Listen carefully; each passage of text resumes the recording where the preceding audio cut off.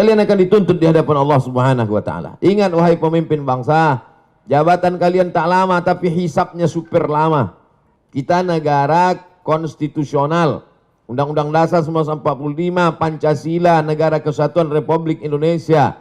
Maka dalam koridor demokrasi bicara. Kalau tersendat di parlemen, turun ke jalan. Apa pesan Bung Karno? Bagi yang tidak setuju, bicara di parlemen.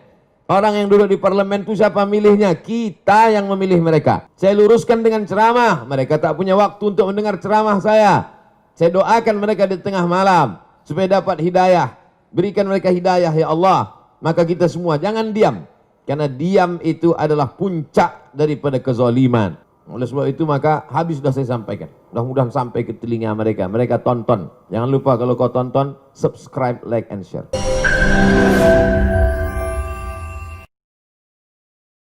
Jangan lupa subscribe, like, and share. Menghadapi kebijakan-kebijakan pemerintah yang tidak adil ini. Silakan Ustaz. Penyakit umat yang paling mengerikan adalah penyakit tidak mau tahu. Aku tidak khawatir, kata Sayyidina Ali, aku tidak khawatir tentang baik dan buruk. Karena memang dari dulu baik buruk ini ada. Ada Kabil, ada Habil. Ada Namrud, ada Ibrahim. Ada Fir'aun, ada Musa. Ada Abu Lahab, ada Muhammad SAW. Aku tidak pernah khawatir tentang baik dan buruk, itu memang terus ada. Yang ku khawatirkan adalah orang baik diam sehingga orang jahat merasa dirinya benar. Jadi ketika orang baik diam melihat kebatilan, kata Imam Abu Ali Ad-Daqqaq, as-sakitu 'anil haqqi syaitanun akhras. Orang yang diam melihat kebatilan berarti dia setan bisu. Hadis tentang melawan kemungkaran. Man ra'a minkum mungkaran, siapa di antara kamu yang melihat kemungkaran, falyughayyirhu biyadihi, rohbah dengan tangan, dengan kekuasaan, dengan tanda tangan. Fa illam yastati, kalau tak sanggup fa bilisani, dengan lidah. Ustadz, guru, alim ulama, bicara kalian. Fa illam yastati fa biqalbi, tak juga sanggup dengan hati. Tapi jangan lupa dengan hati itu adzalika adhaful iman. Itulah selemah-lemah iman. Saya tidak dengan tangan karena saya tak punya kuasa. Tanda tangan saya tak laku. Dulu masih berlaku di KRS. Sekarang tak jadi dosen pun tak laku lagi. Hanya untuk tanda tangan meresmikan masjid aja. Tapi kalian yang punya tanda tangan, kalian akan dituntut di hadapan Allah Subhanahu wa taala. Ingat wahai pemimpin bangsa, jabatan kalian tak lama tapi hisapnya super lama. Jabatan kalian sekejap tapi hisapnya amat sangat lama di hadapan Allah. Yauma yaqumul hisab. Pada hari itu ditegakkannya hisab. Kalau dihitung-hitung usiamu sejak akil balik 10 tahun sampai mati 63 tahun. Kalau sampai tak sampai 53, potong 10, potong 13, tinggal 40 tahun. 40 tahun itu berapa kali kau menandatangani surat izin membuka perusahaan asing dari mulai nikel, batu bara, tanah, penebangan hutan, penggarapan. Dituntut kau ke pengadilan, kau menang juga karena duit kau banyak, bisa kau sogok pengacara, per detik bisa kau bayar. Tapi di akhirat, al-yawma nakhtimu ala afwahim, mulutmu terkunci, wa tukallimuna aydihim, tanganmu akan bicara. Inilah tangan yang dulu menandatangani persetujuan. Wa tashhadu arjuluhum, kakimu akan bersaksi. Sekarang orang bicara tentang integritas, berkarakter. Inilah integritas. Oleh sebab itu tanggung jawab kita adalah jangan diam melihat kebatilan.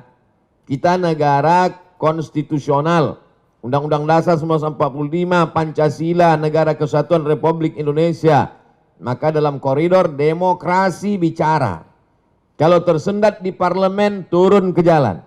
Turun ke jalan itu adalah bagian dari demokrasi. Kita bukan negara monarki, tidak lagi di kerajaan Sriwijaya. Kita bukan kerajaan Siak Sri Indrapura. Kita adalah negara Kesatuan Republik Indonesia. Apa pesan Bung Karno? Bagi yang tidak setuju, bicara di parlemen. Orang yang duduk di parlemen itu siapa milihnya? Kita yang memilih mereka. Maka orang yang kita pilih itu kalau dia salah, kita yang meluruskan mereka. Saya luruskan dengan khutbah Jumat. Mereka tuh tidur waktu saya khutbah. Saya luruskan dengan ceramah. Mereka tak punya waktu untuk mendengar ceramah saya. Saya doakan mereka di tengah malam supaya dapat hidayah. Berikan mereka hidayah ya Allah. Maka kita semua jangan diam. Karena diam itu adalah puncak daripada kezaliman. Fir'aun itu sebenarnya Fir'aun itu sebenarnya tidak berapa zalim, tapi karena orang diam, dia menjadi-jadi. Sembelih semua anak-anak mereka.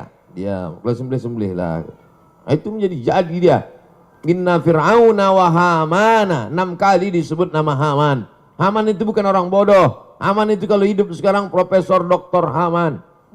Cerdas dia, tapi kecerdasannya dipakai untuk menjunjung kekuasaan yang zalim.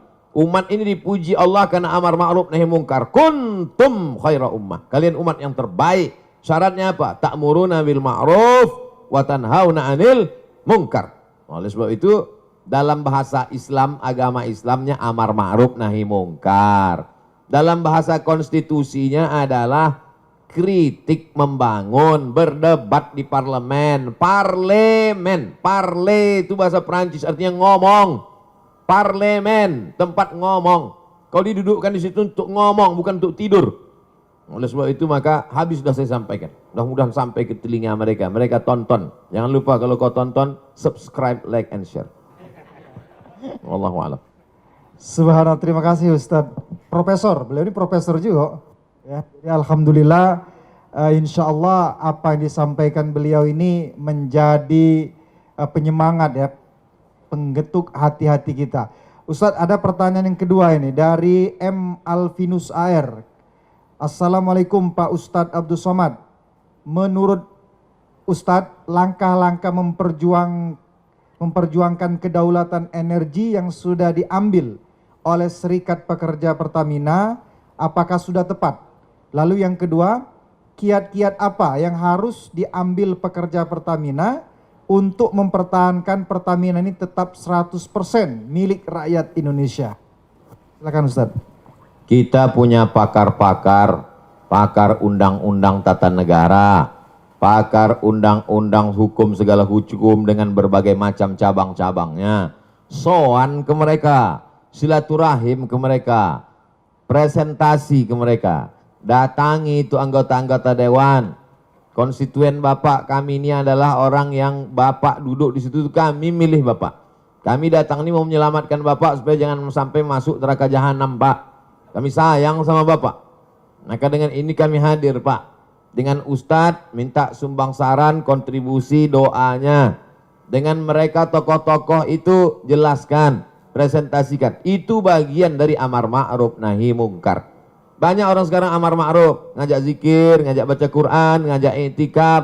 Banyak amar ma'ruf, ngajak ke Makkah, itu yang paling banyak, ngajak umroh. Tapi untuk mengajak, melarang orang dari buat kemungkaran ini, kenapa? Takut tersinggung, takut kena bully, takut kena caci maki, takut kena macam-macam. Takut kena kriminalisasi. Nah, itu. Oleh sebab itu saya sampaikan, bagi sahabat-sahabat pejuang-pejuang, dulu pejuang-pejuang ini mengangkat senjata untuk mengusir Belanda, Jepang, komunis.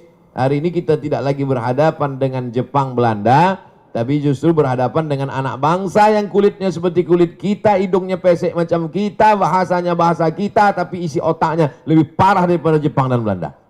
Oleh sebab itu maka kuat-kuatkan hati.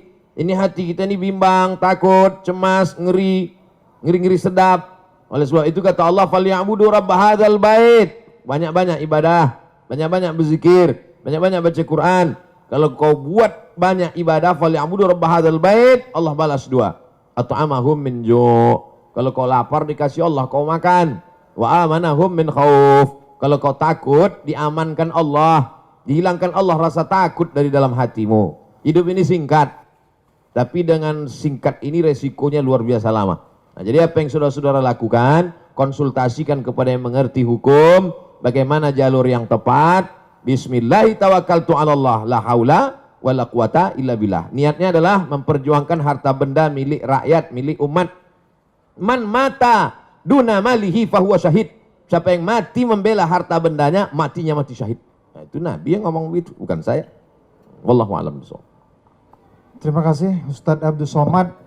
Tampaknya ada lagi pertanyaan, begitu antusias masyarakat Kota Palembang dan Sumatera Selatan menanyakan pertanyaan-pertanyaan ini.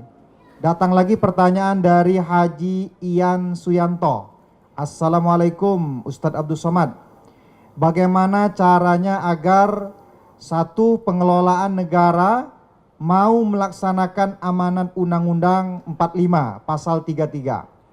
Lalu yang kedua, masyarakat mau memahami tentang bahaya privatisasi energi secara nasional. Lalu yang ketiga, ketika hati pemimpin masih dibuka oleh Allah Subhanahu wa taala untuk amanat, maka itu semoga ada keberkahan dan keselamatan bagi rakyat. Tetapi bila hati mereka tertutup, maka upaya apa yang bisa diperbuat oleh rakyat? Nah, ini yang ketiga, ini agak ngeri-ngeri sedap, Ustaz. Silakan, Ustaz. Bagaimana caranya supaya satu pengelolaan negara mau melaksanakan amanat Undang-Undang 45 Pasal 33 bahwa bumi, air dan segala isinya untuk dikuasai negara untuk kemakmuran rakyat. Bagaimana supaya mereka mau? Ya semua harus bicara. Anak-anak muda di kampus jangan diam saja. Dulu tahun 98 waktu saya masih mahasiswa sebelum ke Mesir, itu ketika mahasiswa diam dia itu dikirimi kolor sama BH dari Jakarta. Artinya bencong kalian, kenapa tidak bicara? Suarakan aspirasi. Sampaikan, kalian kan mengerti. Mahasiswa itu kan membaca, mahasiswa itu yang paling bisa menyuarakan karena dia tidak punya kepentingan. Kalau perusahaan-perusahaan pimpinannya mungkin takut, kepala-kepala daerah mungkin takut banyak catatan dosanya. Tapi mahasiswa, di mana letak? Kalau waktu jadi mahasiswa aja sudah tidak punya idealisme, apalagi nanti sudah menjadi pejabat. Oleh sebab itu semua bicara, mahasiswa bicara, tokoh masyarakat bicara, mak-mak milenial juga bicara. Di grup-grup WhatsApp itu jangan lagi bicara tentang artis itu, ini segala macam. Yang mubazir tak tentu arah. Itu namanya dosa kering. Dosa kering itu artinya berdosa kering, tak ada manfaatnya. Tak ada dunia, tak ada akhirat. Oleh sebab itu speak up, bicara. Yang kedua, masyarakat mau memahami tentang bahaya privatisasi. Bagaimana supaya masyarakat ini paham? Termasuklah hari ini. Hari ini yang bicara bukan Abdul Somad. Kalau Abdul Somad yang bicara, orang akan tahu apa Abdul Somad tentang minyak? Paling tahu dia minyak jelantah. Tapi ini yang bicara adalah serikat pekerja. Mereka ngerti. Bahasanya gue bahasa simpel, sederhana. Bahasa-bahasa yang mudah dipahami masyarakat. Dosen-dosen di tengah komunitas Civitas Akademika, mahasiswa di kampus. Karena kampus itu otaknya. Kalau sudah otaknya rusak, ya error lah semua. Kampus itulah puncak intelektual. Dosen-dosen itu, guru-guru besar itulah orang manusia-manusia suci itu zaman dulu. Orang-orang yang bisa menulis baca zaman dulu itu diberi fasilitas khusus oleh raja-raja. Kenapa? Karena mereka lah orang-orang suci yang selalu memberikan aspirasi, masukan. Jadi kalau mereka sudah diam, takut nanti tidak mengalir uang ke kampus, takut nanti tidak ada tunjangan, nah ini bahaya karena otak sudah rusak. Sengaja dijauhkan Allah, lambung itu jauh dari otak. Supaya apa? Supaya otak kita itu beda dengan otak-otak. Itu maka dijauhkan Allah Ta'ala. Nah, oleh sebab itu maka ini semuanya mesti sadar. Kesadaran nasional. Ada yang mengatakan taubat nasional. Orang taubat itu kan setelah sadar. Kalau nggak sadar gimana mau taubat? Ketika hati pemimpin masih dibuka Allah untuk amanat, maka semoga ada keberkahan dan keselamatan. Tapi bila hati tertutup, upaya apa yang diperbuat oleh rakyat? Tak ada doa lain, tak ada jurus lain kecuali ad-doa silahul mu'min. Doa. Ittaqu da'watal mazlum fa innahu la turad. Takutlah kamu doa orang teraniaya. Minyaknya diambil orang asing, dia disuruh beli minyak lebih mahal pula dari tempat asing itu. Pengelolaannya dikhianati, dia teraniaya, terzolimi. Jangan sampai kau tak mau berdoa. Panjatkan doamu di tengah malam saat orang lain sedang tertidur pulas. Kau sedang membangun sebuah hubungan dengan Allah secara khusus. Maka mintakan kepada Allah, berikan hidayah pada mereka ya Allah. Bina mereka ya Allah. Sudah bolak-balik tak juga kau bina, binasakan ya Allah. Jangan sampai binasa. Karena kita diutus, kata Nabi, lam ub'ats la'anan. Aku tidak diutus untuk memberikan laknat, tapi aku diutus wa ma arsalnaka illa rahmatan lil alamin. Mudah-mudahan yang punya kekuasaan, yang tanda tangannya masih laku, yang jabatannya masih hebat, diberikan Allah hidayah sehingga kekuasaannya, jabatannya itu menjadi rahmat untuk semesta alam. Terima kasih. Terima kasih Ustadz Abdul Somad. Ada lagi pertanyaan keempat. Jadi silakan pemirsa, saudara-saudara sekalian bisa diikuti di YouTube beliau, di DL Media, di Zoom yang sudah kita kasih, bisa berpartisipasi sore hari ini. Selanjutnya ada pertanyaan dari Imam Ahmad Zunaidi. Assalamualaikum Ustadz Abdul Somad, bagaimana seharusnya sikap kami para pejuang kedaulatan migas agar hati kami tetap teguh dan konsisten memperjuangkan kedaulatan migas? Hati ini berbolak-balik. Nanti pas kumpul sama pejuang-pejuang migas, pas sedang berada di ruangan, semangat, semangat, merdeka. Begitu keluar dari situ letoy, loyo. Baru kena 3 kali kena SMS macam kerupuk. Kerupuk kena air, habis. Tidak ada yang bisa membangkitkan semangat itu kecuali intern dari dalam. Yang ekstern dari luar ini tak ada. Intern dari dalam itu dibangkitkan. Bahwa perjuangan saya ini bukan untuk saya. Kita udah selesai dengan rumah baru, mobil baru, kendaraan baru, itu bukan kita lagi. Kita berpikir untuk bangsa, untuk umat. Bagaimana supaya minyak ini murah. Bagaimana supaya 67% tambah 12% tadi kembali untuk rakyat ini. Bagaimana supaya kita bisa menikmati biaya sekolah murah. Bagaimana supaya negeri ini aman. Baldatun thayyibatun wa rabbun ghafur. Karena orang lapar amat sangat mudah diprovokasi. Jadi siapa yang memperjuangkan kedaulatan migas ini, sesungguhnya dia bukan memprovokasi masyarakat. Dia sedang menjaga keutuhan anak bangsa. Karena orang kalau sudah lapar, orang lapar mudah dipicu lalang kering di panas terik. Nah, setelah kau kuatkan hatimu, kuatkan hati. Ustadz kalau sedang susah hati apa Ustadz baca? Salawat. Allahumma salli ala sayyidina Muhammad wa ala ali sayyidina Muhammad. Allahumma salli ala sayyidina Muhammad wa ala ali sayyidina Muhammad. Allahumma salli ala sayyidina Muhammad wa ala ali sayyidina Muhammad. Jadi pejuang-pejuang ini hubungannya dengan Allah itu mesti kuat. Jangan sama dukun. Jangan pakai sabu. Jangan ngelem. Hubungannya mesti kuatkan dengan Allah. Karena kita ini hanya casing saja. Sama semua casing kita ini. Darah, tulang, kuku, bulu, sumsum. Yang menguatkan kita itu kata Nabi, ala fil jasadi mudghah, dalam dirimu itu ada segumpal. Idza salahat salahal jasadu kullu, kalau yang itu kuat, yang lain ikut menjadi kuat. Wa idza fasadat, kalau dia lemah, maka yang lain ikut menjadi lemah. Ala wahyal qalb, hati. Kuatkan hatimu dengan banyak dekat kepada Allah. Wadhkurullaha dzikran katsira, banyak-banyak dekat kepada Allah. Saya tak paksakan satu zikir tertentu, seserah. Mungkin kata mursyid, tarekat dia zikirnya Allah, Allah. Bagus, lanjutkan. Zikir asma zat tunggal. Allah, Allah, Allah, Allah, Allah, Allah, Allah. Ada pula yang dikasih gurunya, afdal zikri fa'lam annahu la ilaha illallah. Bagus. Ada pula yang dikasih zikir asmaul husna. Ya qawi, ya qawi, ya qawi, ya qawi, ya qawi. Wahai engkau yang maha kuat. Ya qadim, ya qadim, ya qadim, ya qadim, ya qadim, ya qadim, ya qadim. Wahai engkau yang kekal abadi. Berbisik sebelah. Pak Ustadz, kata ketua panitia, jangan ya qadim teruslah, Pak Kapolres tersinggung. Kata. Macam-macam zikir. Tapi kalau saya pribadi salawat. Allahumma salli ala sayyidina Muhammad wa ala ali sayyidina Muhammad. Berapa kali Pak Ustadz? Sebanyak-banyaknya. Siapa yang mengamalkan 100 kali, 500 kali, 1000 kali, bagus. Itu untuk latihan. Tapi puncaknya unlimited. Tak lagi dihitung. Jadi kalau gua kuat di dalam, hilang rasa takut kita. Besarkan Allah Ta'ala dalam dirimu, dalam hatimu, dalam jiwamu, maka kecil semua manusia yang kau pandang. Saya sekarang ini melihat semua ini kecil. Kenapa? Karena sedang di atas. Kecil semua, gedung-gedung, mobil-mobil kecil. Kalau kita berada di atas, maka kecil kita melihat sesuatu. Oleh sebab itu, dekatkan dirimu dengan Allah, sehingga kecil, remeh-temeh kau lihat masalah-masalah dunia. Kau angkatkan tanganmu kepada Allah. Allahu Akbar.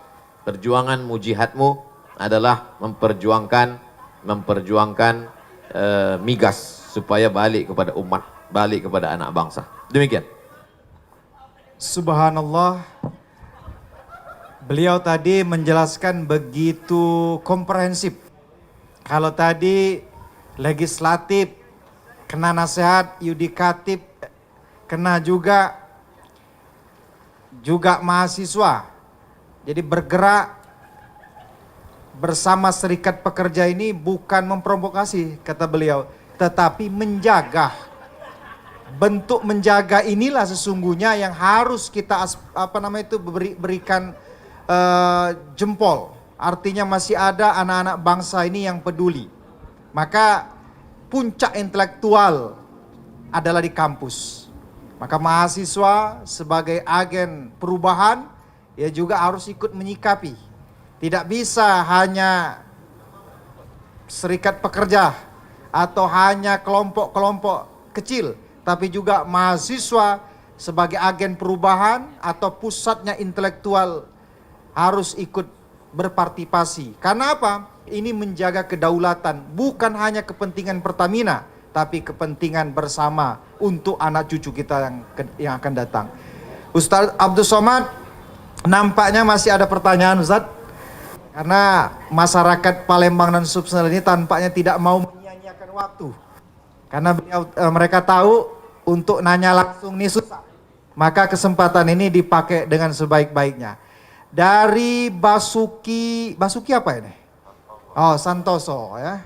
Saya kira Basuki yang situ nanti. Kepada Ustaz Abdul Somad, Assalamualaikum. Ustaz Abdul Somad, jika direksi, ini bicara direksi nih. Jika direksi atau pemerintah masih tetap memaksa keputusan IPO atau go publik gitu kan, atau menjualkan saham kepada pihak swasta, ya subholding tadi, salahkah kami jika mengambil sikap demo, mogok kerja untuk memperjuangkan sikap perjuangan kami ini? Apalagi Ustaz Somad, saya kasih informasi, komisarisnya ini Pak Basuki. Ya betul Pak? Ya, jadi apakah kami ini tidak salah langkah kalau demo mogok kerja untuk memperjuangkan amanat negara ini? Kami persilakan Ustaz. Sebetulnya pertanyaan ini mau minta label halal saja. Yang perlu dimintakan label halalnya itu kalau benda itu haram. Baru dimintakan label halal. Kalau bidang ekonomi namanya fatwa dari DSN, Dewan Syariah Nasional. Ini tidak terkait tentang masalah halal, haram, makruh, mubah. Tak kenapa lah saya lihat masyarakat ini sikit-sikit dibawanya ke halal haram, sikit-sikit ke halal haram, sikit-sikit ke halal haram. Ini kan tentang masalah konstitusi, demokrasi. Kita tinggal di negara demokrasi. Cara menyalurkan aspirasi dalam dunia demokrasi itu bagaimana? Datang ke anggota dewan, salurkan. Ketika mentok, maka ketika mentok dilanjutkan dengan, nah itu. Jadi kita ini bukan monarki, kita bukan kerajaan. Dalam negara kerajaan, kalau orang melawan itu ditangkap.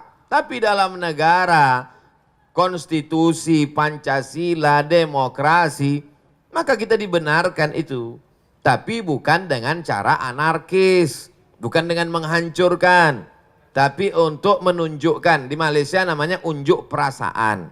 Karena perasaan kita itu di dalam, mau kita tunjukkan. Udah kita tunjukkan bolak-balik ke pakar-pakar, mereka pun sebetulnya dalam hati mereka, aku takut, turun aja lah kalian, katanya. Sebetulnya gitu mereka. Nah itu, jadi dapatlah dipahami dari yang saya sampaikan tadi. Saya tidak bawa-bawa hukum halal, haram, makruh, mubah menurut hadis Rasulullah, menurut ayat Al-Quran. Nanti begitu kata saya, kata yang tak setuju, dia pakai ayat, akhirnya perang ayat. Jamaah ini bingung, enggak jadilah Pak Ustadz. Kita pakai saluran demokrasi. Cara menyalurkan aspirasi dalam negara demokrasi, 2 jalur. 1 jalur melalui legislatif parlemen, bicara mereka di sana. Mentok di parlemen, pakai jalur 1 lagi. 2 jalur. Kenapa tak dipakai 2-2? Mubazir. Jelas. Bagi yang cerdas bisa jelas. Kurang cerdas, makan otak-otak. Wallahu a'lam. Jadi 2 jalur itu yang harus kita tempuh. Melalui parlemen, ada juga demo atau bahasa aktivisnya parlemen jalanan. Dua-duanya dijamin oleh negara karena itu adalah hak demokrasi, berbicara di muka, menyampaikan pendapat di muka umum. Jadi saya kira apa yang disampaikan beliau tadi clear dan jelas. Jadi bukan persoalan boleh atau tidak, haram atau halal, tapi kondisi seperti ini dua jalur itu dilindungi oleh negara. Selanjutnya Ustadz Abdul Somad, ada pertanyaan dari Riki Jaya. Politik negara sangat mahal, sehingga yang terpilih selalu berpikir balik modal. Kalau seperti ini terus, akan susah negara ini maju. Mereka akan punya kepentingan individu dan golongan. Bagaimana Ustadz, supaya kita bisa memiliki konstitusi yang tegak dan bertanggung jawab, sehingga negara bisa berdaulat, kalau mental pemimpin dan politikusnya seperti ini? Panjang ini pertanyaan Ustadz. Saya mau jadi bupati. Misal, bukan saya mau jadi bupati. Kecil kali lah bupati. Saya mau jadi bupati. Anggota legislatif di kabupaten itu 50 orang. Maka saya sogok satu anggota dewan itu 1 miliar. Pilih saya. Maka cukup modal saya 50 M. Duduk. Itu kalau pakai sistem dulu. Dipilih oleh anggota dewan. Sekarang high cost. Biaya terlalu tinggi. Kenapa? Karena yang mau dikasih duit ini tidak hanya anggota dewan yang 50. Semua. Grup pengajian ibu-ibu kali 50 jilbab. Yang ini jilbabnya bergambar, yang ini tidak. Guru-guru anak muda mesti belikan net poli. Yang minum-minum kasih pula lagi minum. Ini setiap turun ke bawah. Jadi high cost. Lebih dari 50 M. Ini sekedar gambaran saja. Mau dipakai lewat cara pemilihan anggota legislatif. Tetap berbiaya. Mau dipilih masyarakat langsung seperti sekarang. Lebih tinggi high cost dan gesekannya juga. Antara kepala sekolah dengan guru beda pilihan. Antar imam sama makmum salah ayat. Itu jadi memang kos gesekannya kemana-mana. Jadi solusinya gimana Pak Ustadz? Solusinya tidak lain tidak bukan adalah perbaikan ekonomi. Kalau ekonomi masyarakatnya mapan, itu duit-duit sawer itu nggak mempan. Pertama perbaikan ekonomi, yang kedua kesehatan mental masyarakat. Jadi masyarakatnya itu sehat ya secara mental. Otaknya itu sehat, badannya itu sehat, sehingga ketika dia dikasih dia berpikir panjang. Saya terima sekarang 100.000, saya pilih orang begini untuk apa? Sekarang karena dia lapar, dia tak sempat mikir. Orang lapar tuh nggak bisa berpikir. Diajak berpikir error duluan dia. Oleh sebab itu maka lagi-lagi dua ini.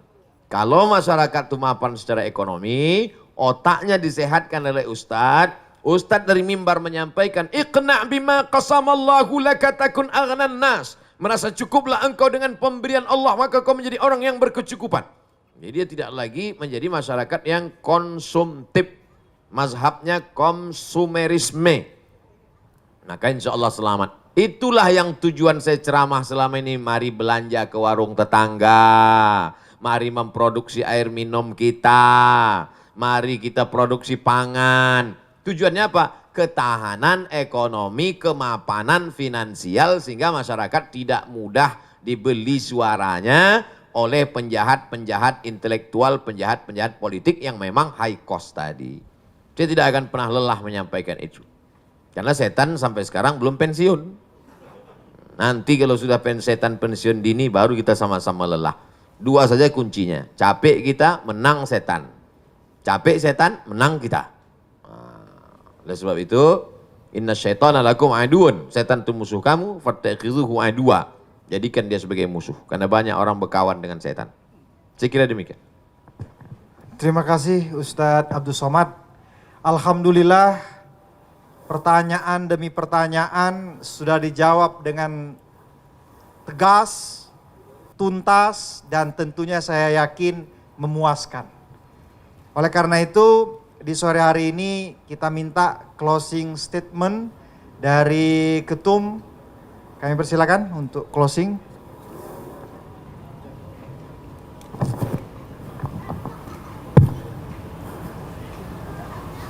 Baik, terima kasih Pak Ustadz atas pencerahan dan juga diskusi pada sore ini.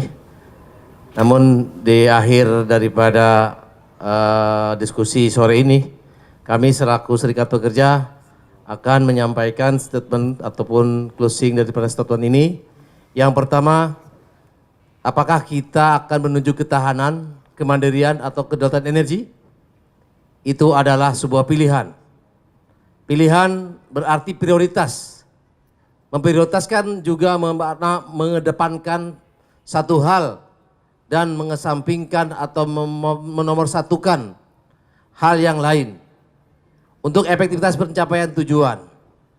Mengingat sumber daya yang terbatas, bangsa ini harus determinasi, prim dan berpendirian.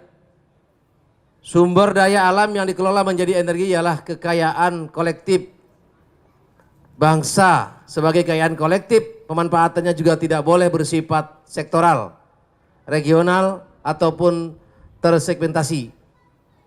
Masalah energi ialah masalah kedaulatan bangsa. Kedaulatan yang memiliki rentang horizon luas dan panjang, bahkan abadi, melebihi siklus dan periodisasi politik. Selain itu, kebijakan pengelolaan energi harus memiliki dimensi yang terintegrasi dengan tujuan bernegara, yaitu terciptanya masyarakat yang adil dan makmur. Itu tidak instan, tetapi memerlukan konsistensi, ketangguhan, sekaligus keluasan untuk Indonesia yang lebih baik. Dan juga Pak Ustadz, pada saat ini juga Serikat Pertamina Persatu tengah bertujuan dengan mengajukan judicial review ke MK, ke Mahkamah Konstitusi terkait pasal 33 ayat 3 dan 2 dan 3 Undang-Undang 45, dan juga berjuang di Pengadilan Negeri Jakarta Pusat dalam upaya penyelamatan aset terbaik bangsa ini.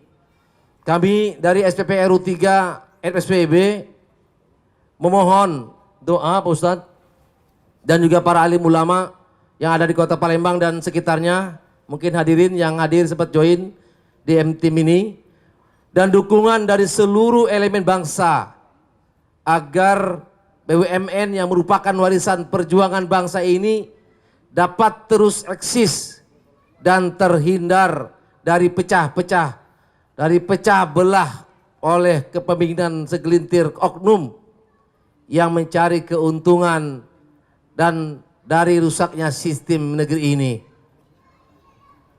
Apa yang kita perjuangkan hari ini akan menjadi legacy yang kita wariskan untuk anak cucu kita kelak. Peran serta seluruh elemen bangsa sangat dibutuhkan untuk menyelamatkan bangsa ini dari keterpurukan yang sudah di depan mata. Bersama-sama merapatkan barisan, menentang kebijakan penguasa terkait holding, subholding Pertamina dan IPO, anak usaha Pertamina. Kita tidak akan biarkan begitu saja kekayaan alam bangsa ini dilepas dari Ibu Pertiwi, karena ini adalah amanat Undang-Undang Dasar 1945 pasal 33. Takbir, Allahu Akbar. Mungkin itu statement dari sikap SPP RU 3 Pertamina Refinery 3 Pelaju untuk berharap kepada alim ulama memberikan doa dan supportnya. Terima kasih kepada Saudara Ketum yang telah menjelaskan maksud dan closing statement pada sore hari ini. Selanjutnya kita minta closing statement dari Ustadz Profesor Haji Abdul Somad LCMA PhD. Kami persilakan.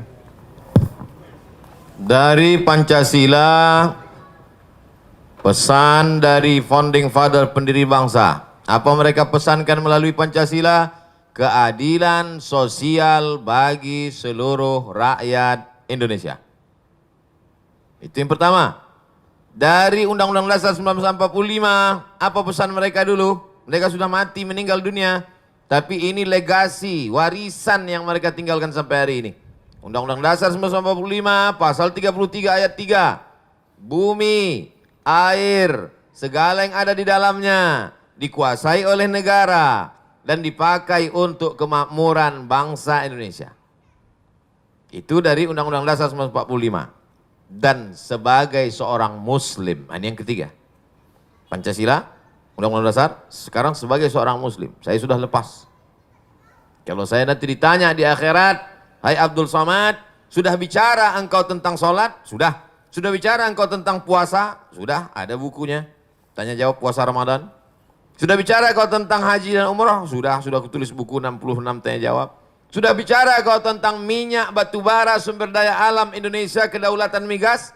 Sudah bicara tepat pada tanggal 17 Agustus 1945 di atas langit Sriwijaya, Sumatera Selatan. Saya sudah bicara, ya Allah, sudah kusampaikan.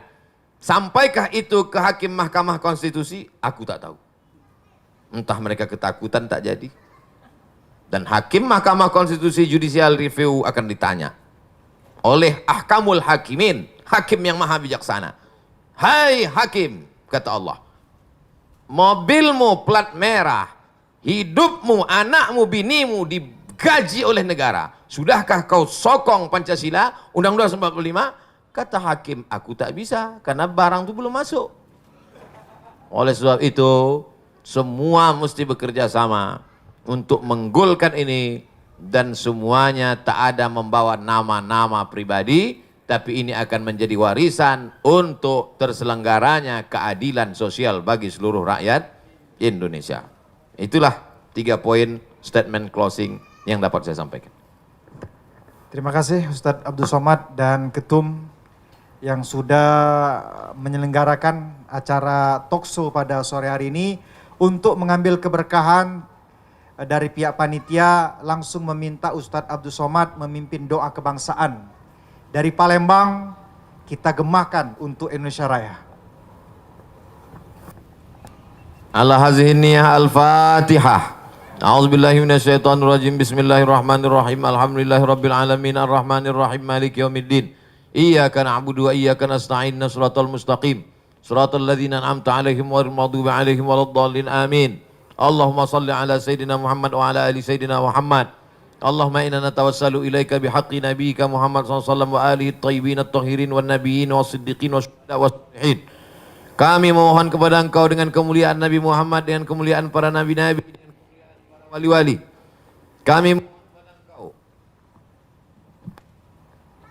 Kami mohon kepada Engkau dengan kemuliaan surat Al-Fatihah.